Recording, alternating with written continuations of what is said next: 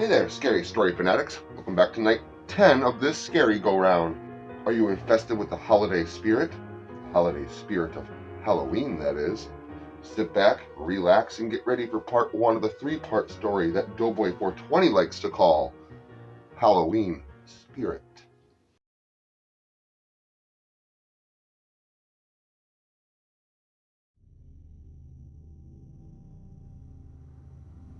Tommy Crandall lived near the neighborhood park and would frequently meet all of his little friends there after school.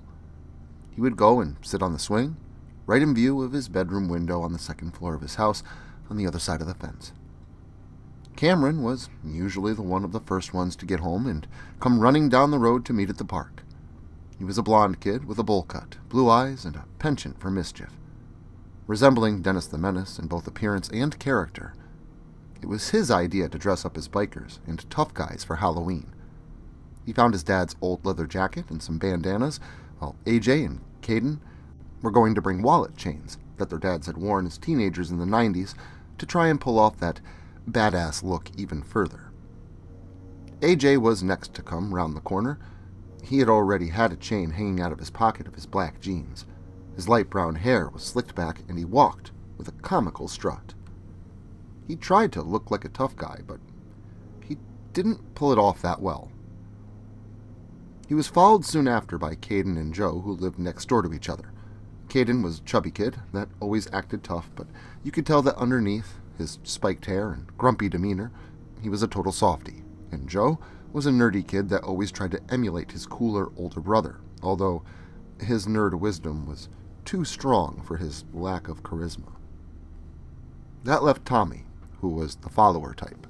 Always went along with everything and getting into trouble for it, but he didn't care. He was just happy to have fun.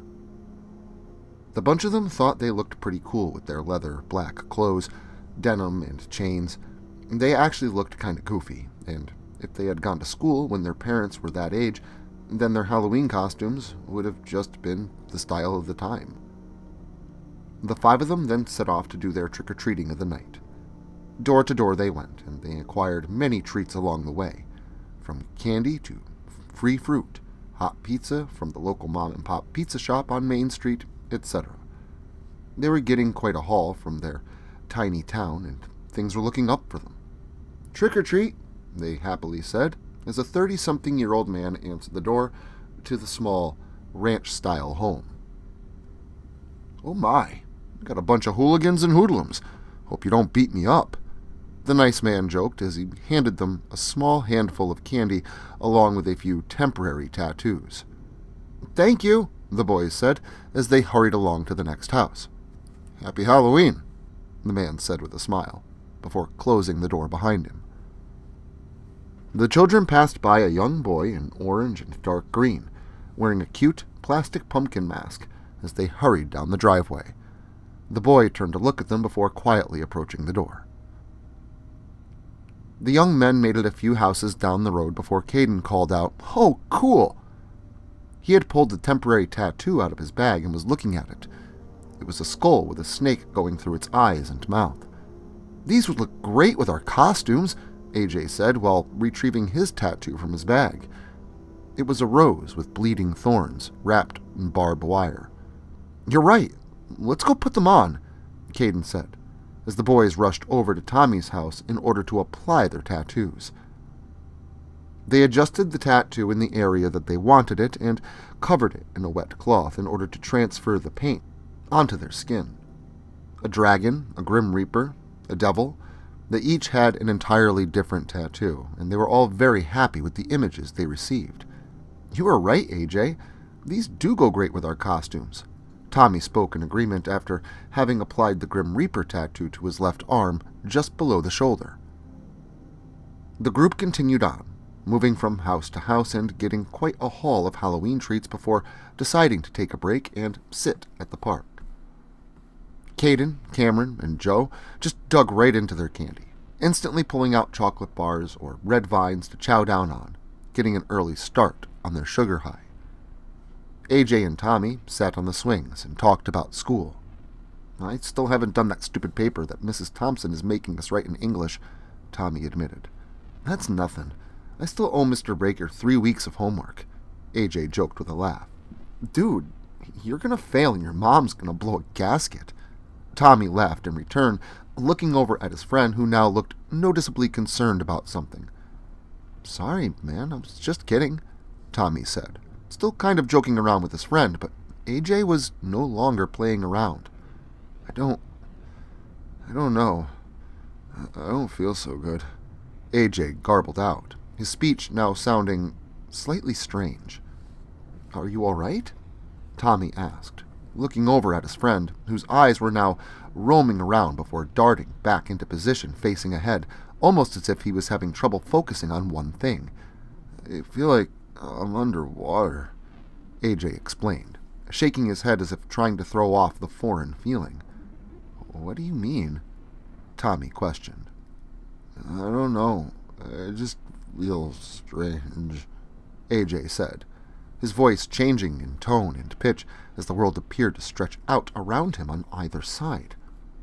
Tommy's eyes went wide as he watched the world extend and blur around the edges of his friend's body. Then he reeled back in horror upon realizing that his friend was not his friend at all. It looked like AJ, sort of, but the creature's skin was folded over itself and slipping off the body until disappearing shortly thereafter, as if the thing's flesh was melting out of existence and reforming before his eyes. Tommy then turned to his other 3 friends, 2 of which were laughing hysterically while the third was hunched over by the edge of the slide, retching and trying to vomit. Tommy once again turned back to the amorphous thing that took his friend's shape, and saw the creature's eyes were wide and staring directly at him, pupils dilated to nearly fit the entire iris.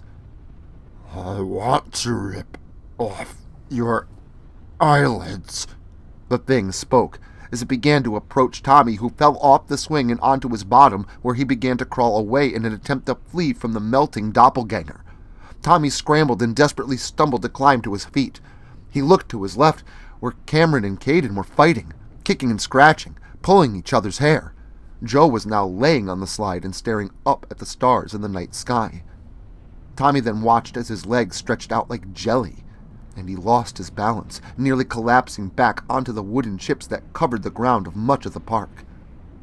Somehow, he managed to stay upright and scrambled up the hill behind the park, where he disappeared into the forest to escape the monster that chased him. The ground began to ripple like water, and the trees reached for his arms, scratching and clawing at him. Eventually, the young man slowed his pace and leaned against the larger tree to catch his breath.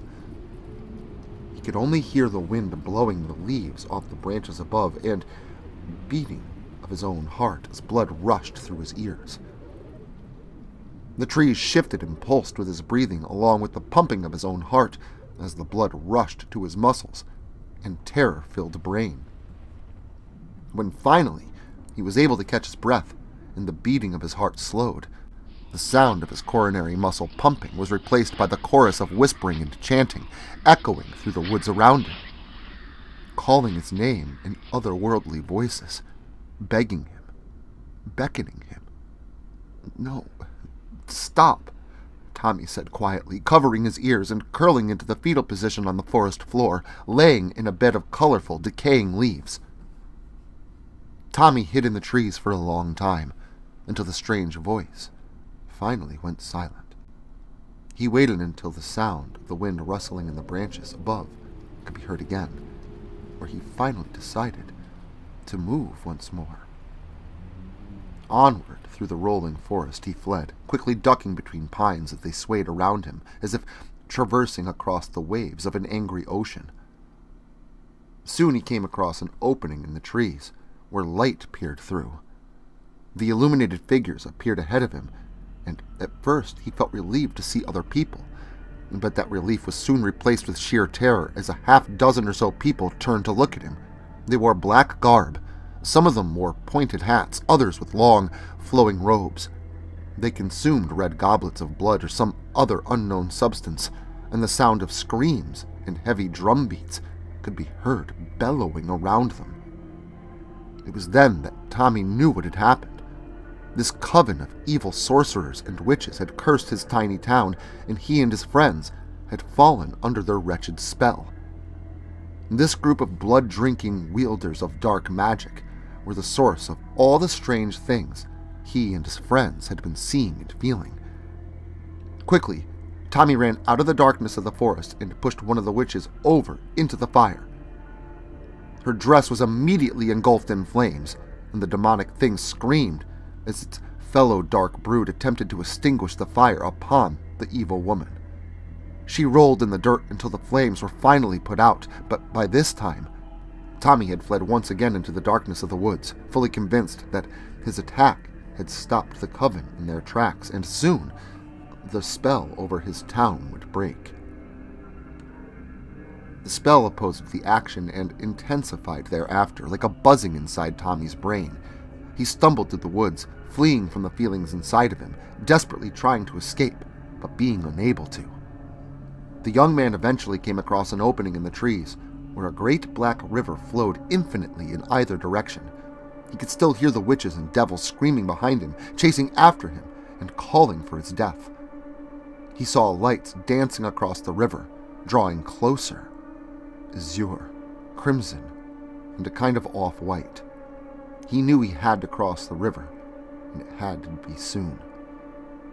He didn't know what the lights were, but he knew that he was being chased by evils seeking to do him harm.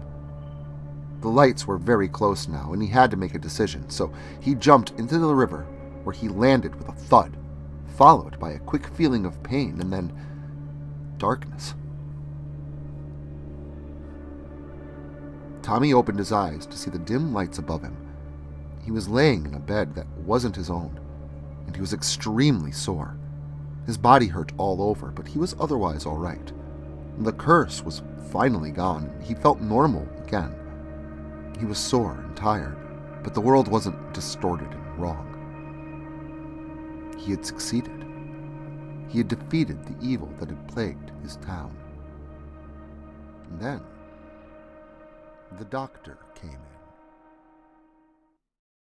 in. Just goes to show you, if you're not filled with Halloween spirit, well, then you're going to fill a casket. But I hope you can wait on that for just a couple more days, as night 11 rolls around tomorrow. See you there.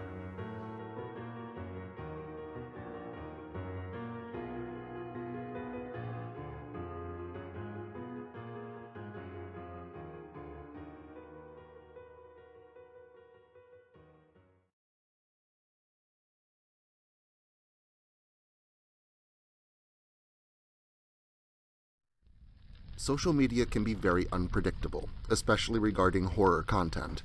If this content gets removed, all new content will be simultaneously presented on various websites provided in the description to this video. Make sure to follow me in other digital spaces so that you never miss out on the terror. Also, if you like this video, make sure to leave a comment and hit the like button. It helps the channel a lot. If you're new to the channel and you enjoy what's here, consider hitting that subscribe button and the notification bell so that you never miss an upload. Writing is a dream of mine, and it's all of you that make that dream come true.